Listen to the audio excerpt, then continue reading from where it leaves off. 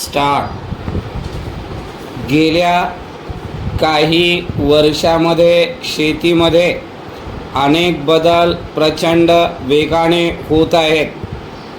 विशेषतः विविध तंत्रज्ञान थेट शेतकऱ्यांच्या उशाशी आले आहे. त्यामुळे नजीकच्या भविष्यकाळात शेतीत फार मोठे बदल दिसून येतील. कृषी तंत्रज्ञानाचा भारतीय शेतकऱ्यांवर लक्षणीय परिणाम होत आहे, ज्यामुळे उत्पादकता, संसाधनांची कार्यक्षमता आणि जोखीम कमी केली जात आहे. अचूक निदानाची शेती, स्मार्ट सिंचन व्यवस्था आणि ड्रोनचा वापर या शेतकऱ्यांना डेटा आधारित निर्णय घेण्यास, संसाधनांचा वापर अनुकूल करण्यास आणि पीक व्यवस्थापन सुधारण्यास सक्षम बनवले जात आहे. अचूक निदानाची शेती, रिमोट सेन्सिंग आणि AI चलित पीक व्यवस्थापन यामुळे शेतकऱ्यांचे उत्पादन वाढण्यास मदत होईल. मात्र भारतीय शेतकऱ्यांतील प्रचंड अज्ञान, नवीन स्वीकारण्यास फारसा प्रतिसाद न देणे यामुळे काही गोंधळही पुढे येतील असे वाटते. परिच्छेद. स्मार्ट सिंचन प्रणाली आणि मातीच्या स्थितीचे निरीक्षण करण्यासाठी सेन्सरचा वापर पाणी आणि खतांचा वापर वाढवतो.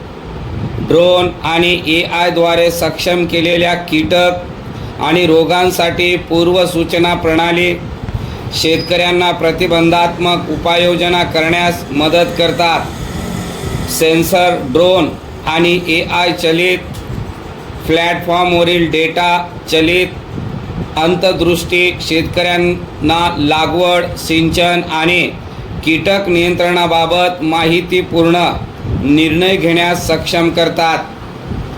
कार्बन फूटप्रिंट ट्रॅकिंग आणि अचूक निदानाची शेती यासारख्या तंत्रज्ञानामुळे अधिक शाश्वत होते.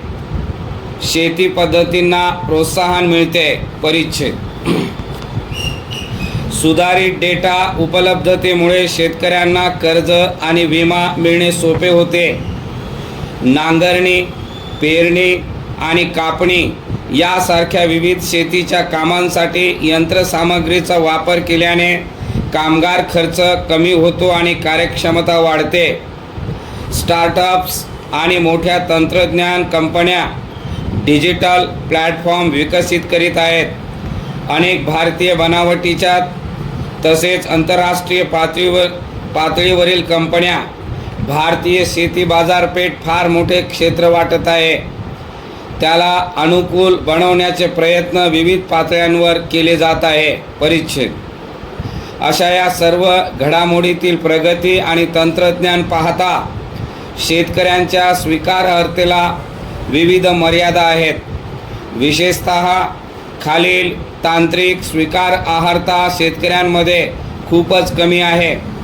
त्यामुळे आधुनिक तंत्रज्ञान दारात असूनही त्याचा शेतकऱ्यांना फायदा उठवता येईल का याबाबत शंका व्यक्त केली जात आहे.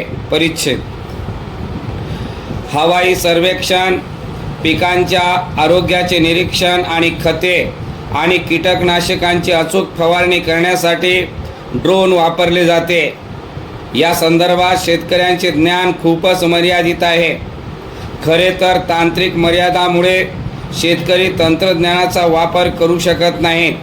शिवाय जमिनीचा आकार आधुनिक तंत्रज्ञानाचा वापर करण्यास परवानगी देत आहे. परिच्छेद.